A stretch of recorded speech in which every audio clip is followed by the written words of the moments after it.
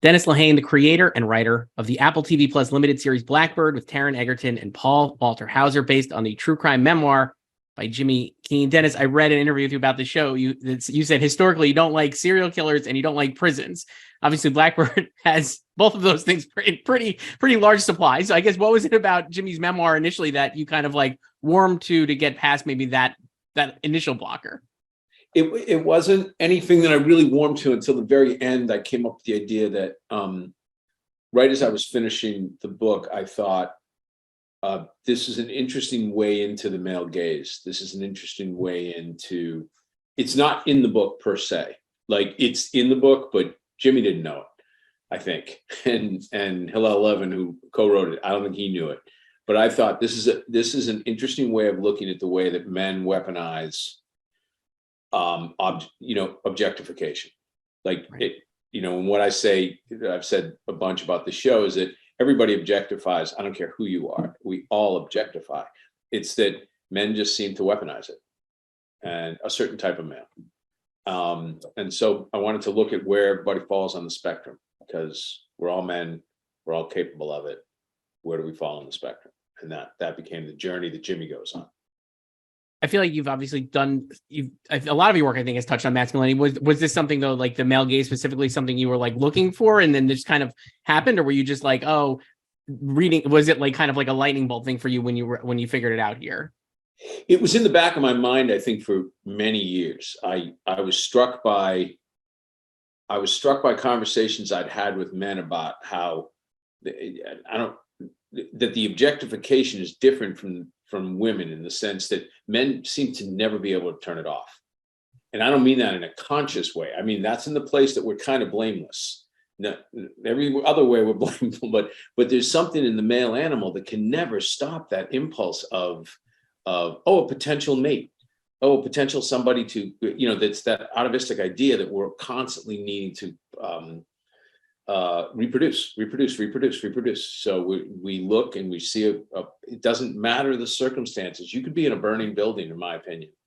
A man could be in a burning building, and as he's about to be rescued, he could be like, "Ooh, that firefighter, she's cute." Like, it's just locked into our DNA. And so I started to think, like, what is that? That's not in women. So what does that mean?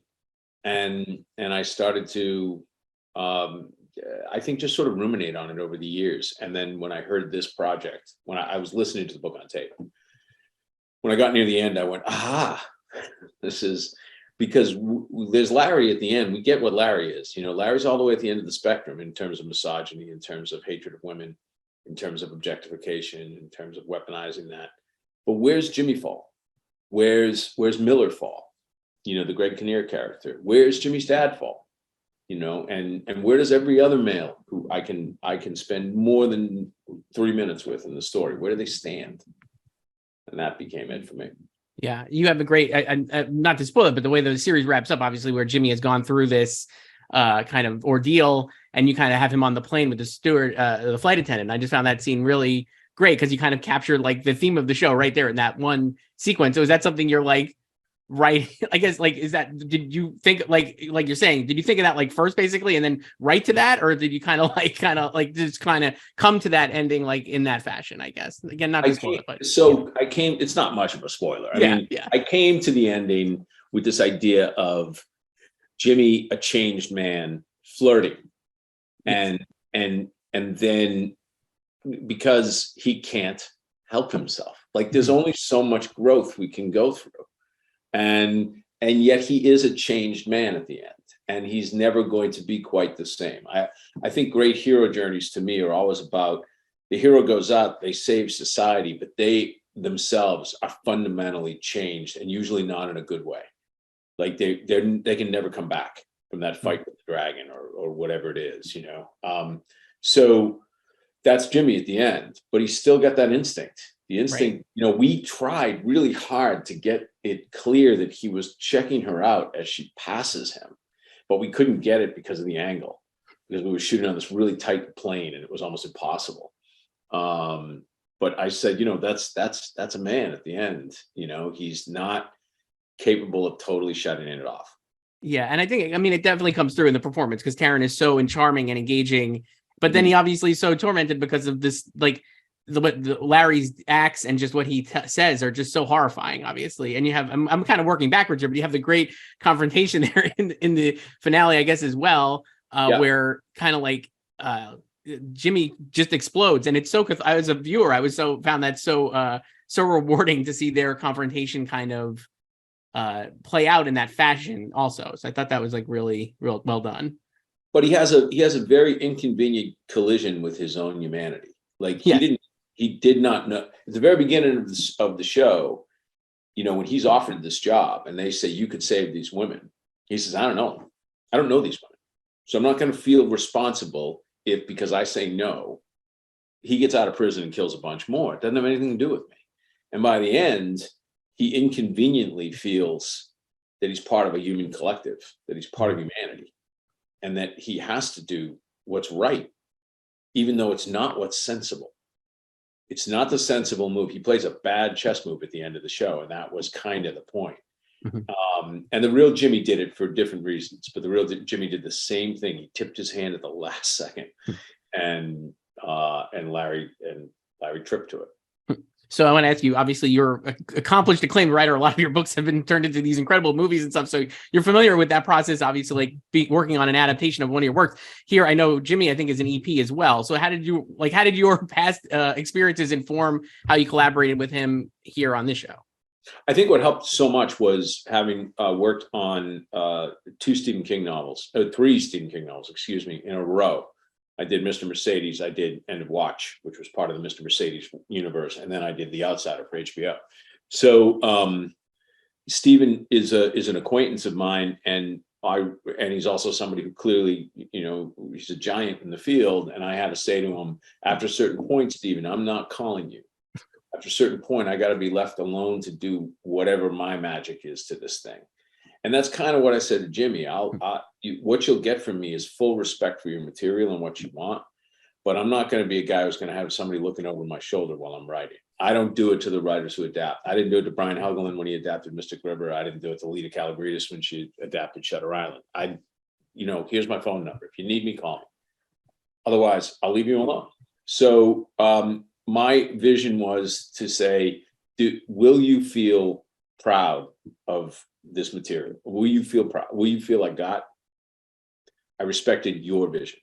If I feel that's true, then yeah. And would I say Jimmy was happy with that approach? No, wasn't. He had some issues, but I had to go where I had to go. And in the end, he saw all 6 episodes over the course of 2 days, and he was really happy with the show. So that's all you can ask for. Yeah. I'm hard to knock the show. It's really good show. I wanted to ask you about we talked about Taron here for a second, but I want to talk about the casting too, especially playing Larry is Paul Walter Hauser. It's just an incredible performance. He's so unbelievably good. And I almost can't imagine anyone else playing the part. I don't even know how you would have. So did you write the part with him in mind? Obviously he's done a lot of great work in his past, or did you just kind of how did that come about? And like I said, I can't imagine someone else doing it. So it's hard to figure out who else you could have cast, honestly. Here's the irony of all of it. The only character I ever wrote to was the only actor I ever wrote to was Ray Liotta as Jimmy's dad. I wanted him from the beginning. The only actor that I got pushback on was Ray Liotta. It was so bizarre. It was so weird. They just, for some reason, there was somebody in the company who didn't think it was a big enough name. It was very strange. That happened. That was a little weird. But beyond that, Apple TV could not have been more supportive of freedom to cast. Once we got Taron, they were like, knock yourself out. And so Paul was Taron and Bradley Thomas's idea. Bradley Thomas was one of the producers. They were the ones who pushed him. I wasn't sure. And so I know you say like now, yeah, sure, the proof's in the pudding. But then what we had was Richard Jewell, I, Tonya, you know. And so I asked Paul to read for me. And it shows me, this is a guy who's already headlined a film. And he had the modesty and the humility to actually read for me, which I thought was great, because I was searching whether he could go that dark. Because in Richard Jewell, he doesn't go that dark. Right. The idea is that he's kind of dopey, but he doesn't go that dark. Mm-hmm. So he went that dark. We did some really tough scenes, and he blew me away. And I find that one of the advantages of Zoom auditions is you're seeing through a lens. I find them far more, I'm late to the game in terms of casting, and I find them far more instructive than sitting in a room with somebody, because I can't see you on a screen. Yeah. I mean, it's interesting too, because like you said, I think also the benefit of the casting is that you're playing off like audiences who know him from Richard Jewell or I, Tonya, where he's like goofy and like kind of likable, and here getting your expectations maybe are that if you're watching it without knowing the story and kind of maybe seduced by that initially, right? And then kind of like obviously he's playing a absolute monster, so it's like really really great. But Paul can't hide his innate likability, right?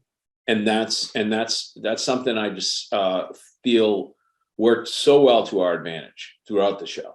Was you're constantly like, because as I was reading the book, I started to doubt that Larry Hall did it, and I put that doubt into the show, right? And so as the show progresses, Jimmy's like, wait a minute, I'm laughing with this guy, I'm talking with this guy, we're trading stories about our childhood. He's a killer. Like, it just. So, and there were things that there's a moment in the book where Larry is, Jimmy and Hillel Levin absolutely pin a murder on Larry that I knew he didn't do. And I researched it, and I found out that he didn't. And that becomes the journey of Lauren McCauley and Brian Miller in episode 3. Right. That's a real case, the Raina Ryson case. And they pinned it on Larry, and in the end, he didn't do it. Wow. But he confessed. Yeah, no, this is a great show. I feel like I talked about this with you for so long because it's a fascinating show, Blackbird on Apple TV Plus. But we do have to wrap up. Dennis Lehane, yes, thank you so much. Thank you so much. Thanks. Thank you. Liz Feldman, an Emmy nominee for the Netflix comedy Dead to Me with Christina Applegate and Linda Cardellini. The final season is debuting on Netflix in November. Liz, I wanted to start there. I want to start at the end. Actually, no spoilers and stuff. But like, when did you realize the way the show concludes is how you wanted to end it up? And I guess like when did that come to you, and how did you get there? So the end came to me halfway through shooting season 2. I always knew it was going to be like a short-lived series because of the situation, because of the sort of heightened, plot twists and things that happen on the show. Like, I always wanted to keep it relatable and grounded enough, but interesting and turny and twisty. And I kind of knew like that's not something that you can keep going for 7 or 8 seasons, without losing some credibility. So I always knew it was going to be 3 or 4 seasons, but about halfway through shooting season 2, it just sort of came to me. I was really just thinking about the reason why I wanted to make the show in the first place, which was an exploration of grief and loss and the power of friendship, specifically female friendship, to sort of get us through the toughest of times. And when I started thinking about how best to bring closure to these characters, to Jen, to Judy, and to the other characters as well, this is the story that came to me. I don't want to give any spoilers, but I figured this is, to me, the best way that I can give sort of healing and a satisfying end to this story.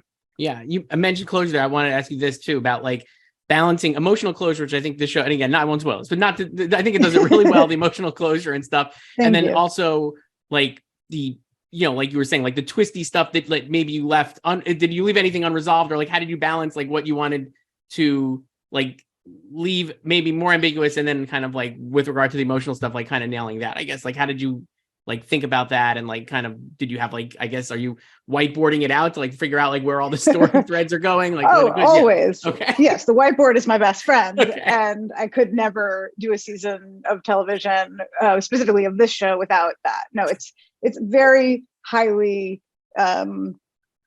conceived, if you will. Every beat is laid out very specifically, and then we kind of go back and we start from the beginning and we weave things in that we've come up with towards the end of episode 8 or 9. We go, oh, shit, we can plant something back in episode 1 or 2, and I think, to me, like, I wanted this show and your experience of watching the show to feel a little bit like you were going through a process of grief and healing and loss and acceptance.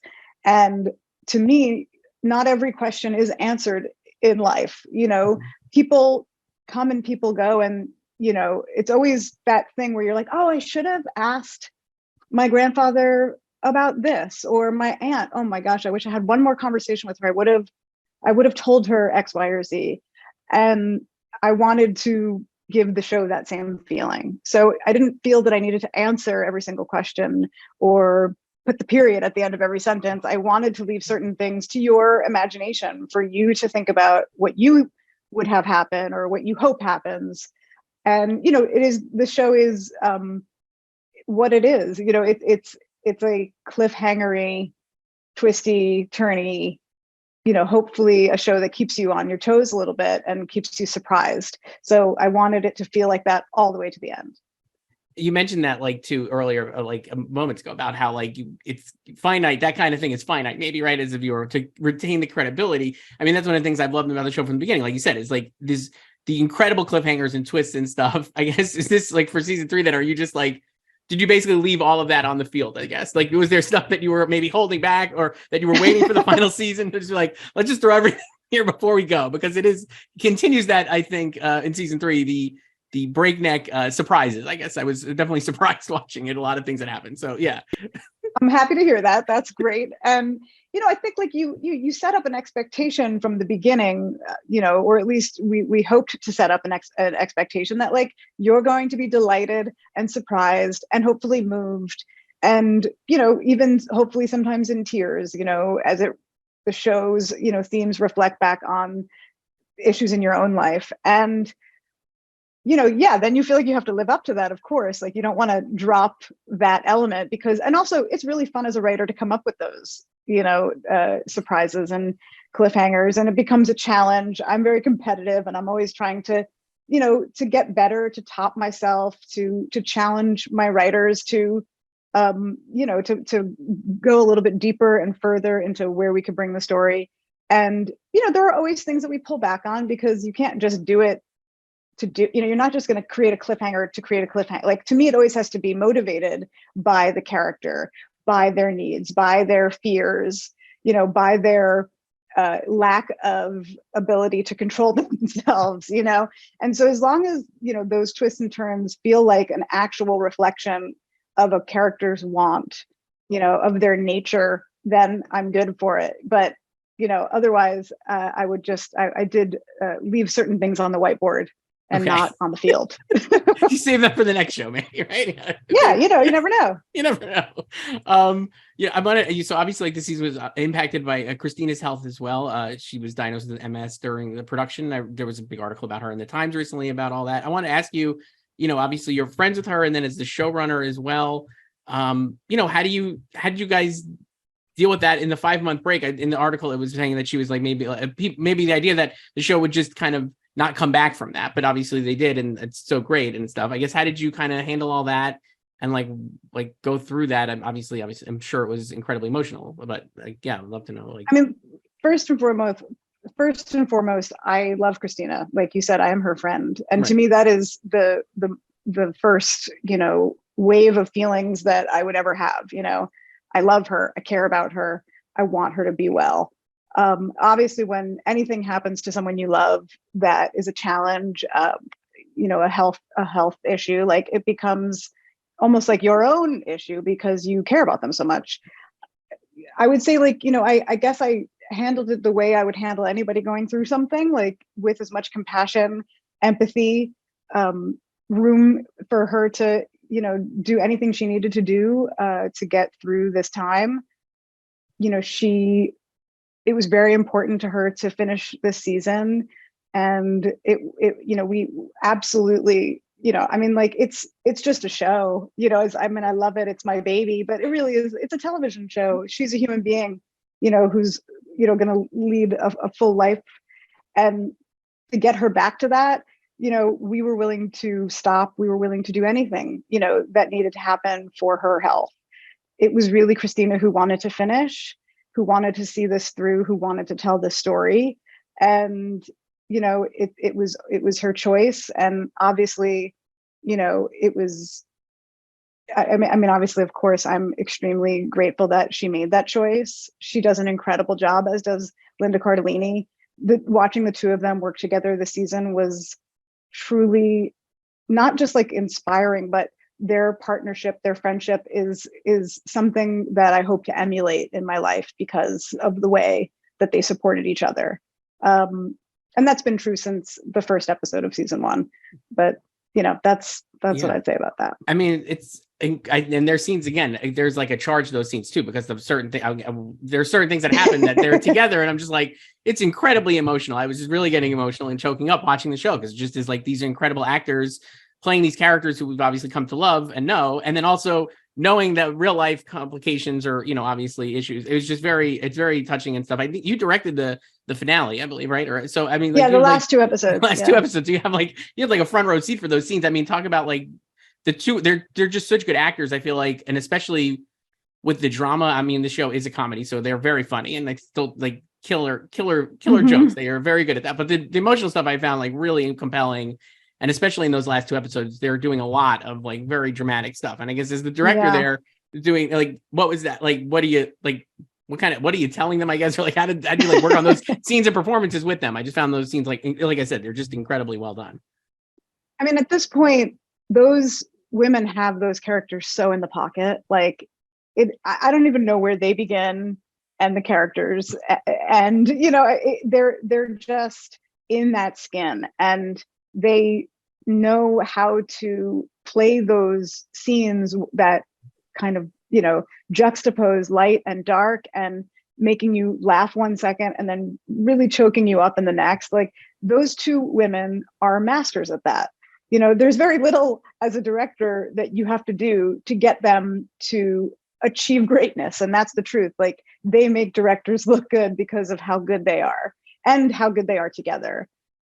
So, I mean, if anything, it's really just a modulation that you're doing. Like, maybe that's a little bit, too much, or, what you're crying is so good, but I can't understand the words that you're saying. I mean, like, it's really like having a front seat to like the best show you've ever seen, the best performances. It was really like a gift. And even as the showrunner, when I'm not directing, I just sit in awe of these ladies.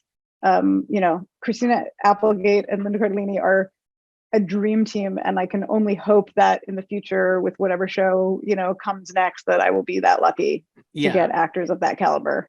For sure. It's incredible. It really is incredible. I guess, and the last thing here, we have to wrap up, but I mean, like, this is the end of the show. Like, you talked a lot about like the themes and stuff of the show. What do you hope the legacy of Dead to Me is that people will like retain from it or think about in the going forward here now that it's over? I hope that people carry the feeling with them that they're left with when they finish the show.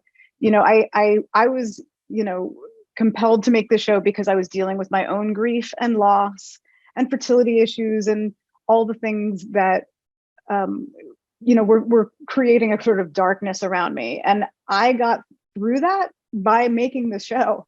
This show healed me, so I was hopeful that this show could heal other people by bringing them through their grief, by allowing them to feel their own losses through the losses that these characters, go through.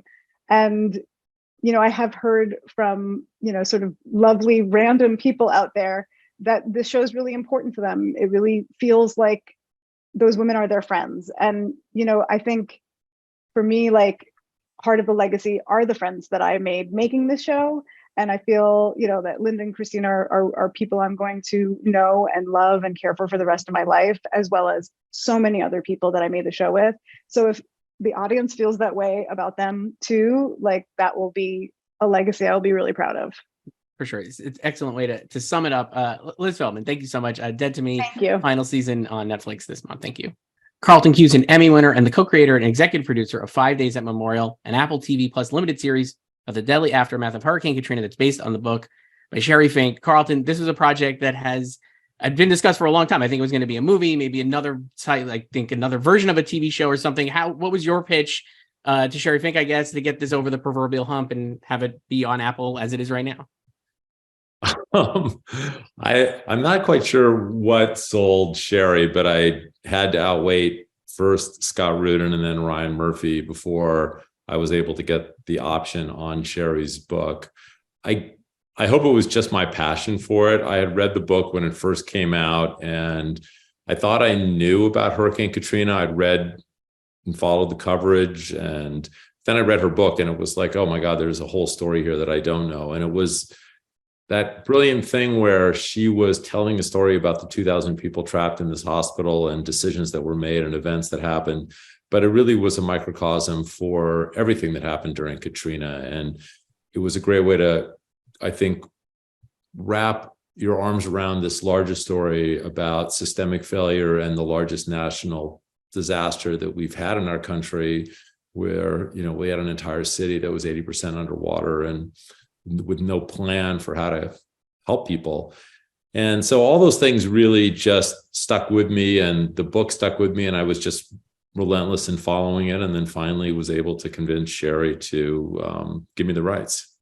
I'm glad she did, because it is a great show. And like you said, I was kind of felt foolish that I didn't know a lot of the stuff even that I was watching in the show. Like you said, I feel like living through Hurricane Katrina and reading a lot of this stuff, there's still like this show surprised me in ways that I was kind of, I guess, disappointed myself in, that I didn't know some of this stuff. It's pretty interesting. I think a lot of people were focused on what was going on in the convention center or in the Superdome. And yet so there wasn't a lot of focus on it. Although I put a bunch of archival footage in there, which I think shows that it was covered, but somehow, I don't know, none of us remember it, or it's part of our kind of collective amnesia about this thing. But I love the idea. I love kind of cross-genre storytelling. And so the idea that this starts as a disaster thriller and then morphs into a medical ethics drama was the thing that was really attractive to me, you know, that it starts out kind of as one thing, but then turns into something completely different. And as a result of the events that start the show off. Yeah. So you mentioned like the systemic failure of government and all these things. And obviously watching it, I could not help but think of the coronavirus pandemic, and you made the show during it. And I felt like so much of it was resonating to me in the sense that we saw so many, I feel like, of the same errors again with the pandemic, and how the public maybe is expecting or relying on the government in ways that the government is not prepared to support. I don't know. And I guess like for you guys, did you, I would imagine maybe you noticed this kind of parallels, or did you during the production? And like, how did you think of what it was saying about not just Katrina, but like this fact that this is very repeatable, and we've seen it actually just repeat itself like in the last 2 years? Oh, I mean, it was totally related. John Ridley and I started writing this project in the fall of 19. And as we were and it was just the two of us. We did all the scripting and story breaking together. We didn't have a room.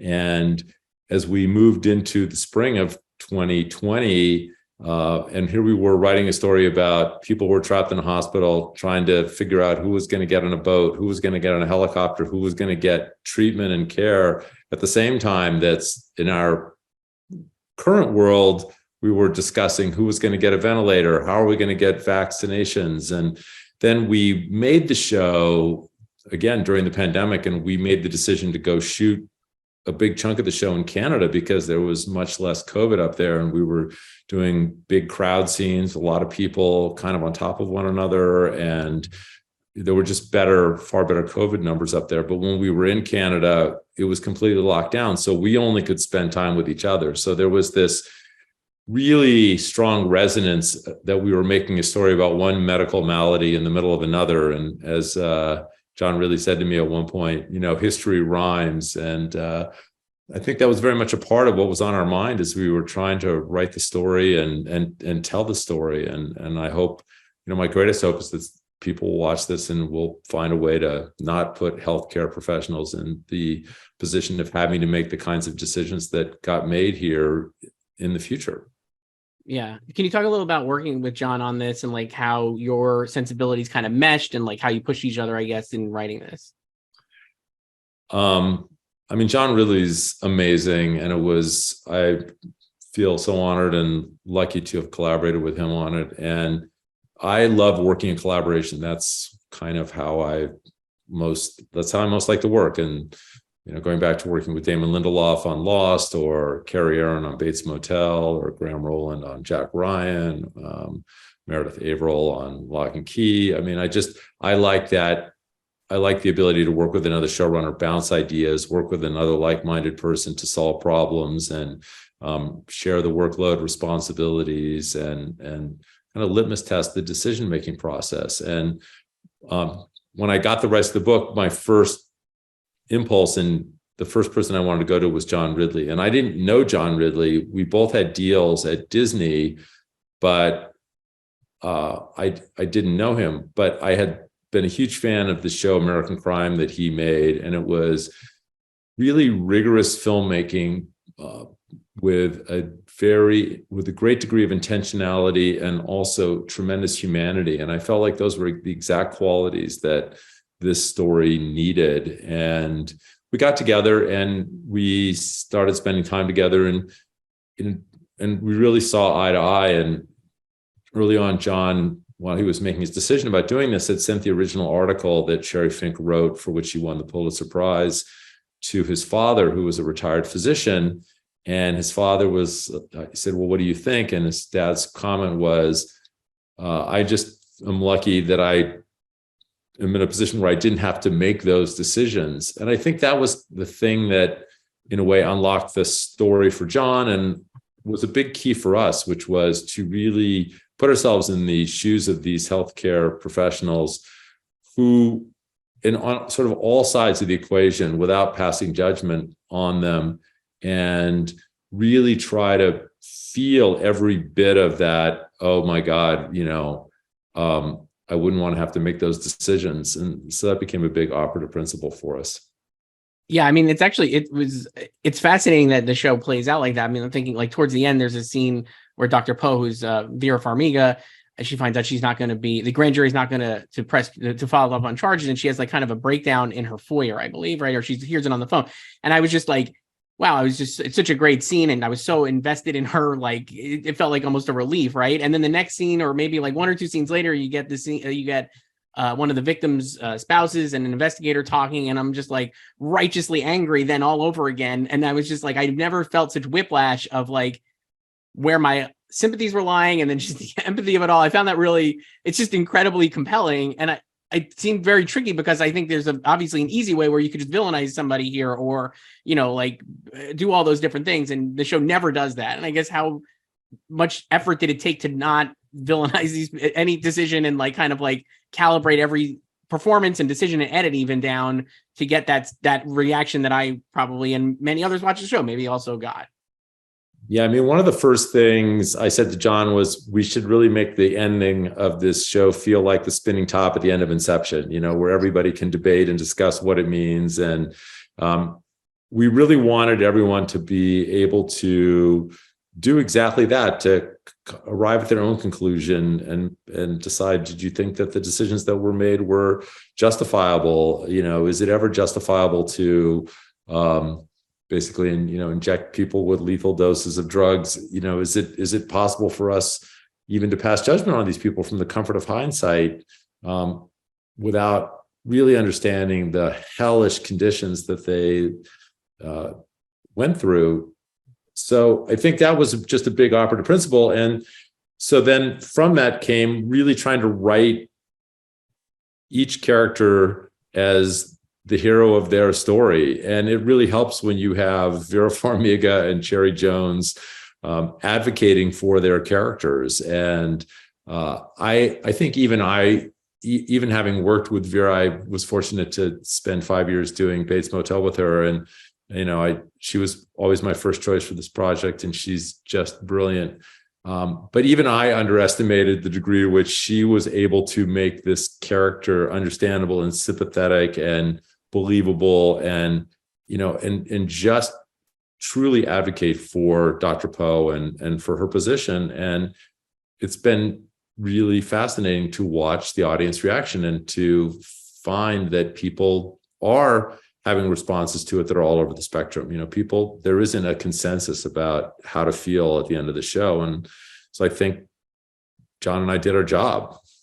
Yeah, I would say so. What do you hope? Like, I mean, what's your ideal audience member's response after the show ends? Like, do you want them to go and like read more about this, or like I mean, maybe that's like too, I don't even know, but like, maybe you don't think in that term, but like, what do you hope that the audience would like respond to the show at the end? Whether you think, Dr. Poe is or isn't guilty of crimes, my hope is that at the end of the show, you'll feel for healthcare professionals that are put in the untenable position of having to decide who gets care or who doesn't.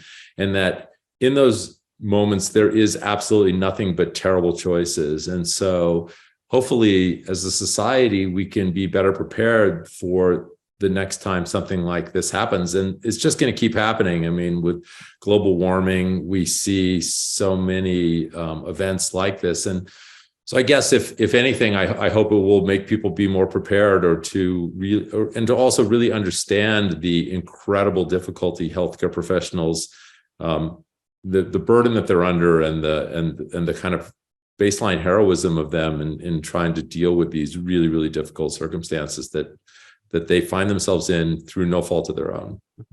It's a great show. 5 Days at Memorial on Apple TV Plus. You can watch it right now. Carlton Cuse, thank you so much. Appreciate it. Thank you.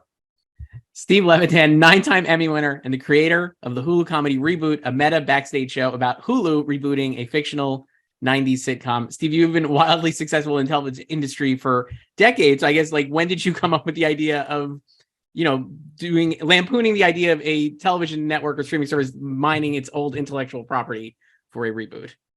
Yeah, I think the idea first occurred to me when the Roseanne reboot kind of blew up, when they had all their problems there. And I was working on Modern Family at the time, and I just remember thinking, well, that's the show I want to watch right now, is what's going on at that soundstage. That must be a fascinating thing going on there. And so, but I figured I wouldn't have time to do it. Somebody else will think of this idea before I'm done with Modern Family. But lo and behold, our show kind of wrapped, in the next couple of years, and nobody had done it. So during the pandemic, I just started digging in. Did it come to you like it's so funny and so clever? Did it come to you like, was writing it very easy? I guess it was like rolling downhill almost once you kind of got going. You would think so, but there are so many different ways to attack this. Whose point of view are we coming in, from? And so I had a lot of decisions to make, and I went down some roads and spent time on those roads that didn't feel right ultimately. And I kept backing up and, no, maybe this is the better way in, and then figuring out, who the players were. So it didn't come as easily as one would think. Certainly, maybe not as easily as it feels watching it, which I think is probably a good compliment, because it is it's a good watch. I want to ask you mentioned like kind of the characters. It's such an incredible ensemble. You have so many funny people in this cast. And I guess once you saw how maybe they were interacting or bouncing off each other, did that change also the characters and how you were writing like them together? Because I just feel like it's such a great group, but I wanted to see how it evolved maybe once you cast them.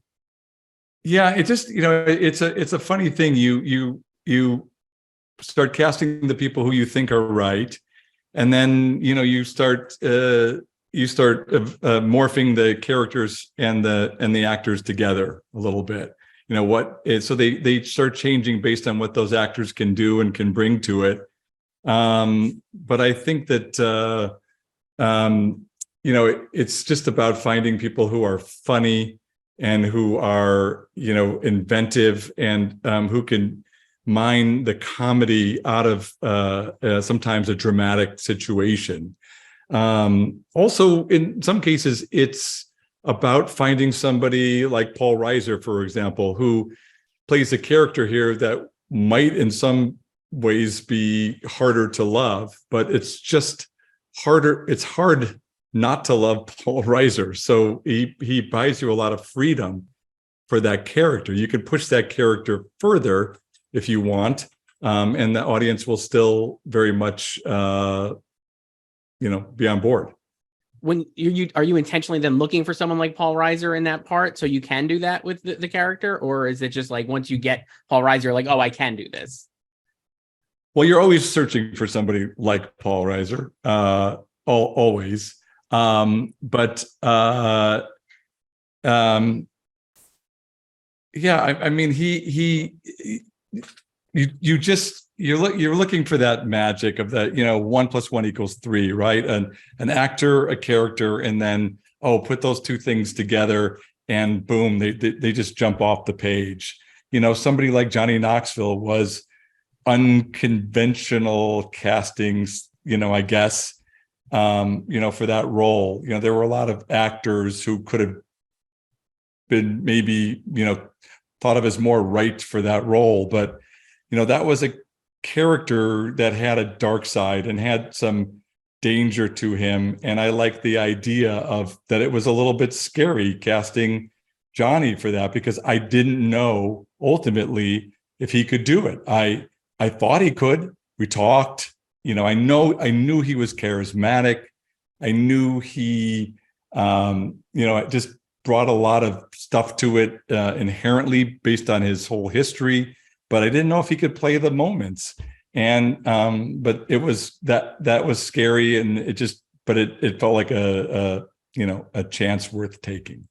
Yeah, he's really, really funny on it. The casting, I think, is just incredible too, because whether or not, and maybe this was intentional, but I mean, you mentioned like Paul Reiser, I think people, and then there's also like Peter Gallagher as a guest role, Lawrence Pressman. I love seeing, you have these actors who have like I think people who watch sitcoms or are familiar with sitcoms from like the 90s and 2000s have seen these actors in things and like are very familiar with them, and then putting them in this show about a 90s sitcom being rebooted. I just found that like you're really doing a lot of fun. Like the audience is kind of, you're programming to the audience maybe that would be the most amenable to watching the show, I guess. I mean, how conscious of you were that when you're like, oh, Lawrence Pressman would be great for this as the director or whatever, like that kind of stuff. I really wasn't in case like that. I mean, he just gave the funniest read on that character. I mean, just simply he was the funniest one.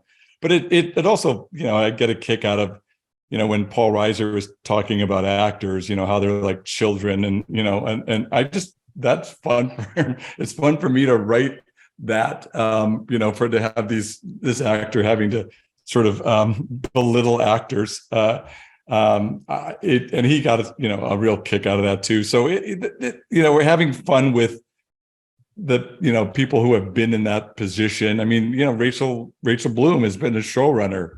Keegan-Michael Key has been a major creative force on his shows. So it's fun to for everybody to kind of be playing both sides of things. Yeah, it really, I think it adds to the enjoyment too, knowing the backstory of the actors and watching them get to do this. You also have an incredible, I found a lot of the writer's room scenes are just dead funny, so funny. Like, and obviously you have the maybe boomerish older crowd who is not necessarily incredibly woke in the show, and then the younger millennials who are incredibly hypersensitive and aware of social constructs and the current the vibes, I guess. And I just found that so fun. I mean, how much of that like is stuff you've experienced, and then also how much of it are you just like kind of hearing like your friends talking? Like, how did you kind of do all those do those scenes and like kind of come up with like a lot of that?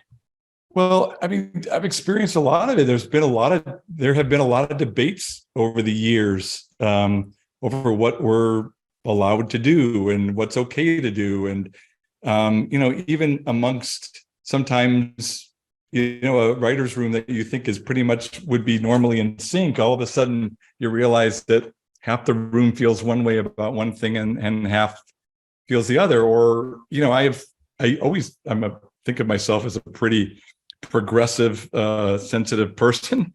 And I have found myself sometimes on the side of we're being way too politically correct here if we're not doing this, or, why can't we have this character who sounds like this if it's funnier? I found myself on the, what some would be, consider the non-PC side of that argument. I'm like, when did I get here? So then it's what's delightful about those scenes is by discussing the boundaries, I think we can push the boundaries and we can get into some things that we normally wouldn't be able to, because you could have somebody bring something up and then somebody else in the room says, no, we cannot do that. Well, why not? Because of this, because of that. And now you're talking about it, and you can have people who are incredibly far over the politically correct line, as long as they're balanced out by people who are maybe a bit more woke. So it's a fun thing. But then we found ourselves having debates even in our writers' room about a couple of things. Or, there was an example in one of the episodes where one of the young writers was saying, well, this thing doesn't exist in real life. And I was saying, yes, it does. Of course it does. And then it almost immediately went into the script, the exact conversation we were having. Yeah. So it's a joy to be able to, play around and write about something I know so well. Yeah. I also think the other reason it works is because you're not punching down on either side. So I feel like it is like not an insult, I would say, to either faction, right? I feel like they're all like on the same level, and I don't feel like the show is making fun of either position. So I think that actually helps. Thank you. I think that's the intent, that there are valid arguments on both sides, and that no one is an idiot for feeling a certain way about something, but we can learn from each other, and we could hopefully still laugh at each other and with each other, and that these two very disparate groups can find some common ground through comedy. Maybe we all can. Yeah, and the shared humanity. I feel like they all also they're all people in the show, right? So it works out. You obviously, this is your first show since Modern Family, which is like a legendary, maybe like iconic network show. This is a streaming show, 10 episodes. I watching, I was just like, I loved it so much, and I was like, oh man, I can't wait to watch more. I guess, how did you balance, like, compared to like a season of Modern Family where you're going to have like 25 episodes or whatever it is? How did you kind of how did you feel about that, going from that kind of structure to a streaming show, I guess? Well, I'm getting old, so it felt pretty good to me that I was doing 8. Oh my God, the season's done already. We normally would be 1/3 of the way in. It's a double-edged sword, because I do feel you can spend a little bit more time on the episodes and make sure you're getting them, really right, hopefully.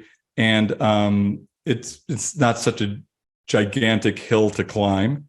At the beginning of the season, looking at 24, versus 8, or 8 versus 24. But at the downside of it is, just from a writer's quality, actor's quality of life, they would all love to be doing more. It'll make for a better, easier sort of life for them. But from a creative standpoint, you got to still get somewhere in a season, like on streaming. You have to tell a story in a way.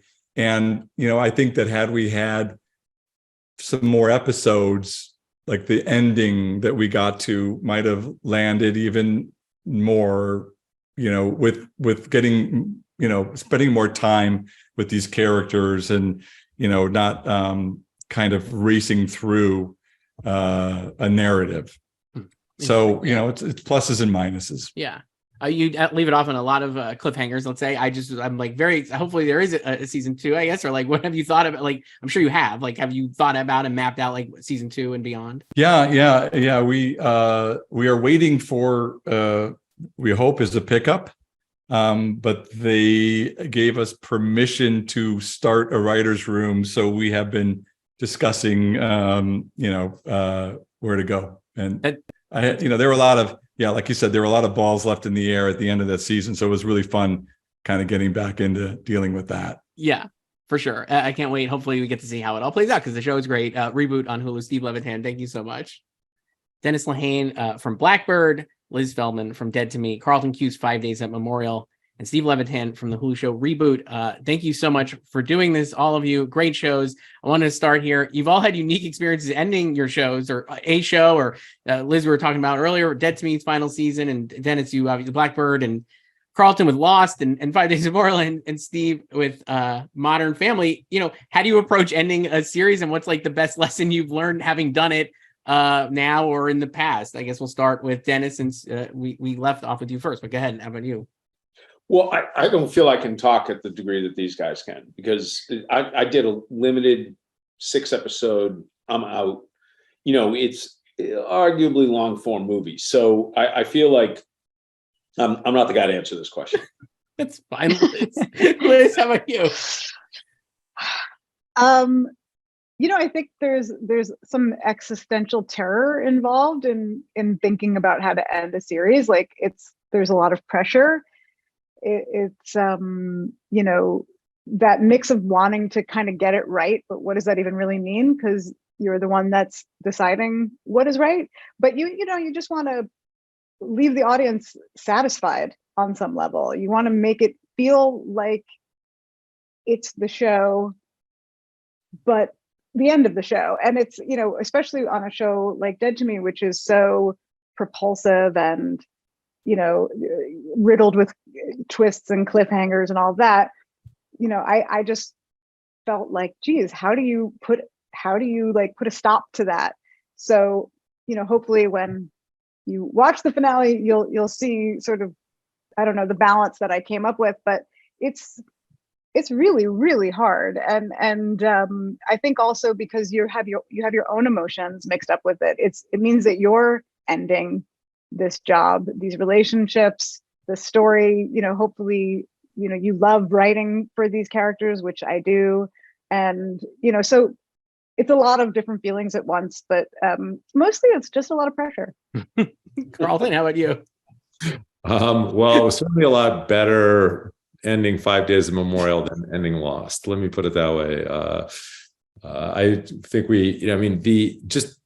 I loved doing 5 Days of Memorial because it was the first time I had done a limited where you went narratively from A to Z in 8 hours. And that was a really kind of intoxicating experience, because I am more used to the sort of longer form narrative. I mean, Lost was 121 episodes. I had made a network show that was about the same length, and even like a cable show like Bates Motel was 50 episodes. And so just doing 8 episodes was great, and really the propulsion and having a very clear sense almost from the beginning of where we were going was very different than writing a network show, because when you're writing or let's just say a long form television show in the era we live in now, where you're exploring, the thing is evolving creatively. I think if you're a good showrunner, you're sort of listening to your show and you're following your show where it wants to go. And then at some point you just have to stop.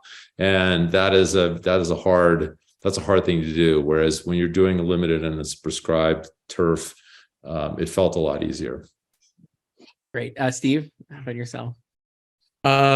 It's a very tricky thing. Like, it's so tricky that, even like, for example, in Modern Family, there were 2 of us running the show and we had very different ideas about the ending. And so when you're fighting it out at that level, you realize, there's so much at stake and everybody has a strong point of view about it. And I don't know if there's just, it's a miracle when a show gets good.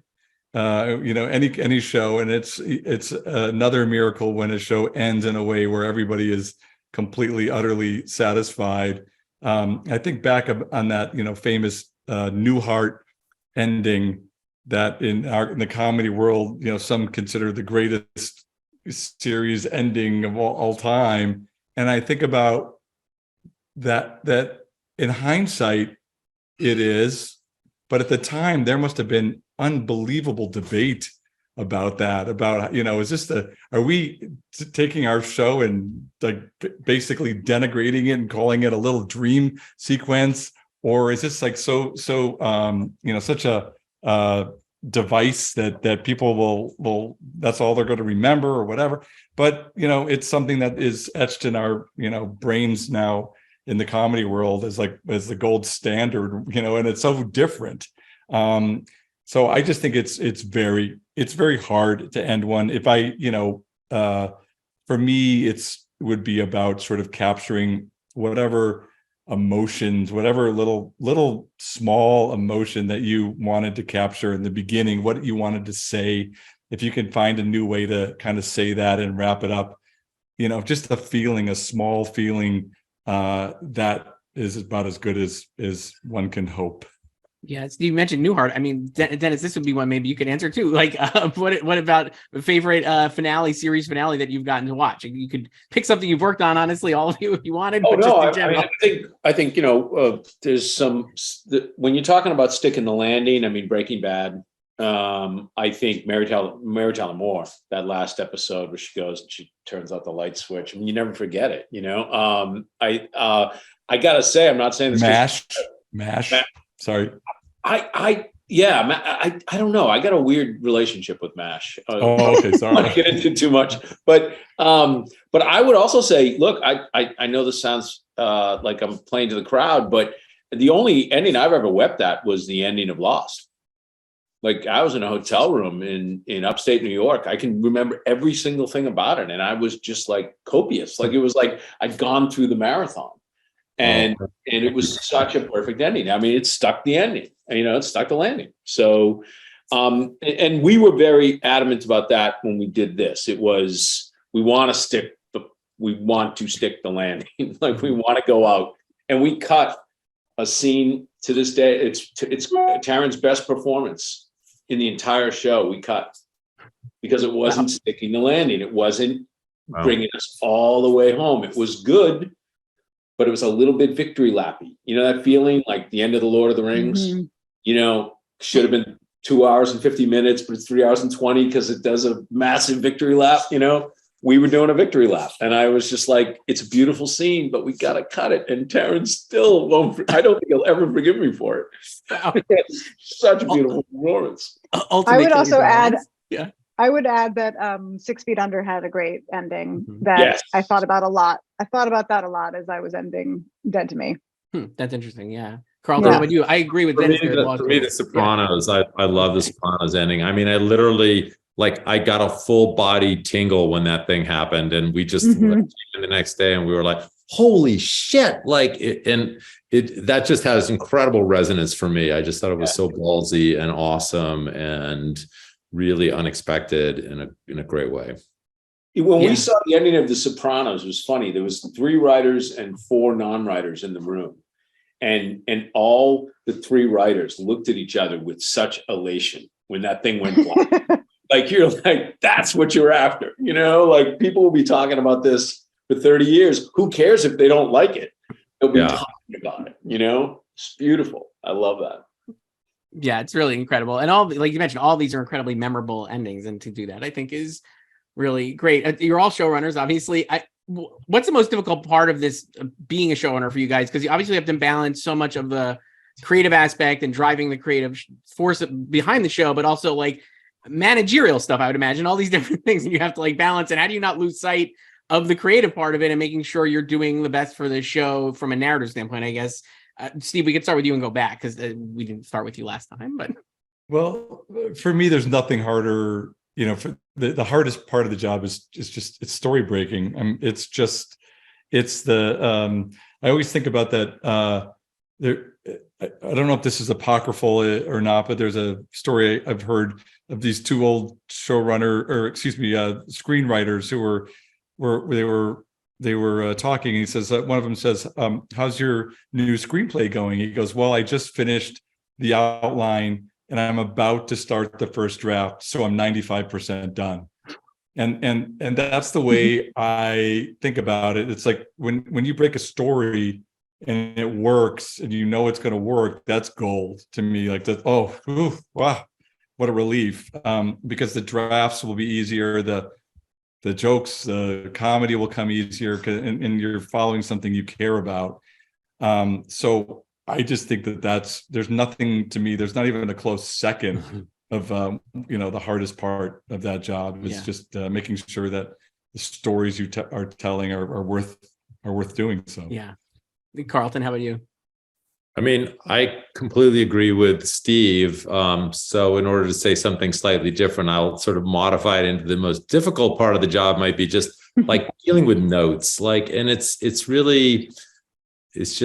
the the trying to kind of sort of be collaborative and maintain an open mind about what people think, but at the same time, really holding fast to one's vision. And I think particularly in the tentative early parts of development, it's a hard thing. And I think writers struggle with that a lot. I get, and I've taught a lot in the showrunner training program. There's a lot of, there's just a lot of questions that emerging showrunners have about the notes process, and just trying to kind of deftly walk the line of not being an asshole, but at the same time being clear and sticking to your vision while at the same time being responsive and all that. That's the part I would say it's hardest in, that I enjoy the least. I mean, I think what Steve said is right. I mean, story breaking is everything, but I mean, there's such joy in it too. It is hard, but like when you get it right, it's just so, you get to the end of an episode and you figured it out, and there's just no better feeling. You don't get that same kind of joy from dealing with notes, Carlton? Liz, how about you? Well, I'm going to agree with both guys and say yes. I mean, of course, it's extremely hard to break story, especially when you're doing the streaming model and you're breaking the entire season at once, and then having to present the entire season arc to, the powers that be.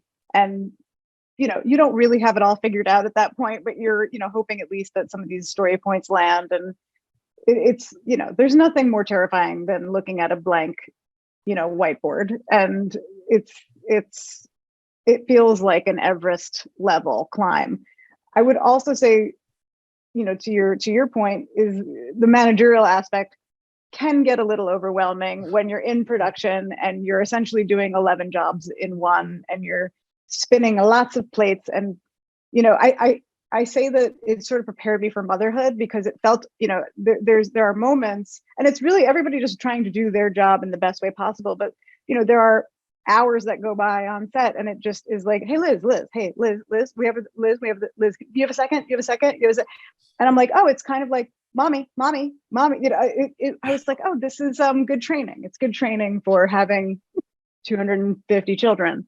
But not to say that the people I work with are children, but it's just, there's a lot of demands on you. Yes. And I think, I started to understand why some of previous showrunners I have worked under could be what would be considered like assholes, because it's very easy to slip into, sort of a cranky mode, when you have that much demand on you. So, my sort of goal was always like, I just want to maintain my humanity. I want to be a kind person and actually make that my priority in terms of dealing, with all of these people who are putting 12 hours a day, 14 hours a day in. So, not that it's hard to be a nice person, but after, 12 hours of that, it can be challenging. So I just always have to like sort of set that intention early on. Like I want to lead with love, and I'm going to try to do that as much as I can. And also story breaking. And Dennis, lastly, you, how about you? I agree with the story breaking for sure. And then I would say managing. I was very concerned, because I'm not a micromanager. I was very concerned what I was going to be like as a showrunner, soup to nuts. Because when I did Mercedes stuff, when I worked with David Kelly, I didn't run set. I stayed in LA and I ran writers' rooms and I cast and I did all that, but I didn't go to set. So I was a little concerned. I was like, I'm not a micromanager. It's just not my personality. And so what am I? And then I said, well, the smartest thing then would be the same approach I'm taking to casting. Just hire people who are super good at their jobs and pray that you were right, And so I did that, which was great. And still everything went, nuts while we were shooting, no question. But it did help to feel like, okay, at least the people I have are competent, I can put my trust in them. And then I realized, as things went really crazy, the technique is very similar to parenting. You come up with performative empathy. I don't know how else to put it. You don't actually. Or empathy? Just empathy? No. It's different. You'll see, Liz. You'll see what happens once your kid comes to you and their world is falling apart because somebody drew on their thing with a crayon in their, you gotta act like it's the tragedy of the world, because it's, you gotta care. So it's performative empathy. And I remember having somebody who did something that was completely unacceptable, very Me Too-y, and I couldn't afford to fire this person. I couldn't. I'd been screwed. But at the same time, they couldn't do one more thing, say one more word that was walking down this path that they were walking down. And so I had to have a conversation with them as if I was empathetic, and it worked. When the person walked away, I was like, holy shit, I sold that. When what I wanted to say was, are you out of your mind? What cave did you crawl out of? I wanted to say all those things, but I couldn't. So it was performative empathy. And once I got that, I kind of went down the path with it, and it worked almost every time, except the times it didn't, in which case or now as a result of this Zoom when everybody's on to you. Yeah.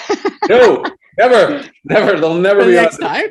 No, it's real empathy. It's real empathy. No, my kids know it's performative empathy, but they respect it. Yeah. How do you know when it's performative? It could be real at that time. You never know, right? I think sometimes they look at me and they're like, he doesn't give a shit. I mean, I'm taking third grade problems to my daddy. I don't think he cares, but sticking in there with me. Well, we have to wrap it up here, but this has been so much fun. Thank you all for doing this. Dennis Lehane, showrunner for Blackbird, Liz Feldman, Dead to Me, Carlton Cuse, 5 Days at Memorial, and Steve Levitan for Reboot. Amazing shows, amazing showrunners. Thank you so much for your time in this conversation. Thanks, Chris. Thank you. Thank you. Great to meet you all.